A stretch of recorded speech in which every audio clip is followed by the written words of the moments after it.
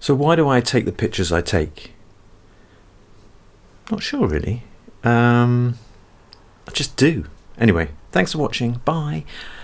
No, seriously, it's difficult to work out why one does something. We go through life and we tend to just do what we do.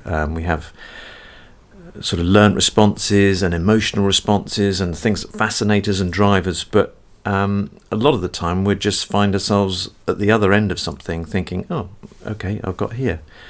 But my journey into photography using motion started when I was walking in the woods, and I remember seeing an article because I was getting into photography, and I was just reading through an article, and I remember somebody panning up and down with trees, and I thought I'd give it a try, and from that point on I was really hooked. I think the way the textures are rendered when one uses motion blur, they're just really lovely, and the way light is softened and bends around things, and the way that the different patterns are formed is such a sort of something that you can't see in any other medium. I mean, you can see it if somebody paints a picture, but to create that, you have to do this technique. If you take a representational picture of an amazing landscape, it is a representation of an amazing landscape. Adding movement in, you start to see different things, like the light between trees.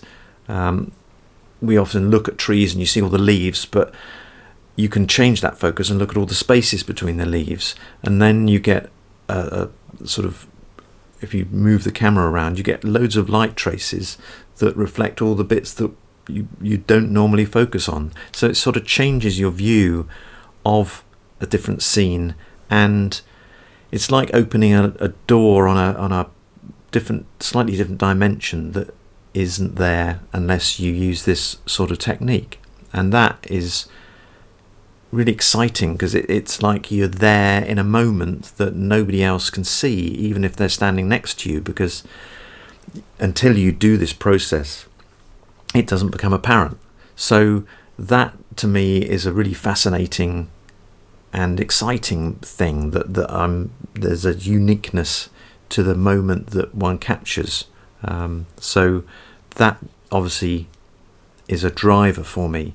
The other thing is that I have a emotional response to the scenes I see. A lot of my work is trees and the natural world, but even when I'm in urban environments, I just think the world is a fascinating, beautiful and vibrant place, and sometimes we look at it and we see a sort of negative thing, but I get a huge positive emotional response from just standing and watching, and the images I create are, I think, a sort of way of trying to express that to people. So if I make an image of some woodlands that it shows this emotion and these light patterns and everything, and somebody else actually feels some of that and understands a little bit of what I'm trying to do, then that's really an amazing sort of feeling that you've conveyed those emotions and feelings to somebody else. I mean, the other interesting thing, completely opposite to that, is that sometimes when I create images, people see something completely different and feel something completely different to what I feel, which is fascinating as well. It's bringing a bit of ambiguity into something that wasn't there in the first place. If you stand in front of some trees, they're trees, whereas if you start moving them around, they could be other things. They could be wispy and soft, or they could be hard and edgy, and I just love that whole sense of imparting something to the images I take.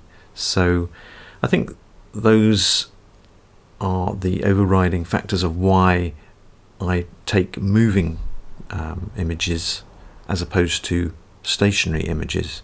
But I find myself always wanting to try something new. I've created bits and to add on to my tripod to help me move the camera in a specific way, and I'm all the time, my mind is churning over and thinking of how I can possibly refine things and move things in a different way.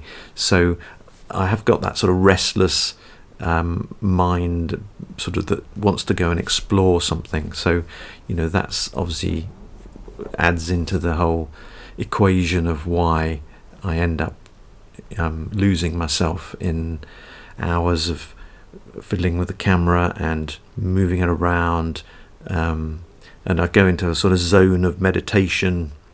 And I think that's also a lot of photographers and artists probably find this when you're in your creative zone and you're actually creating and doing the thing you love. It's like a sort of meditative thing where you really, the world sort of falls away and you're just left with what you're doing, and that in itself I think is a wonderful feeling. I think today there's so much noise and hectic movement, and to have something that makes you feel that you're just in a simple line doing a simple thing is an incredible feeling. So one gets drawn to that feeling of going and being in the zone. So, you know, if you have a passion, you know what I mean about that.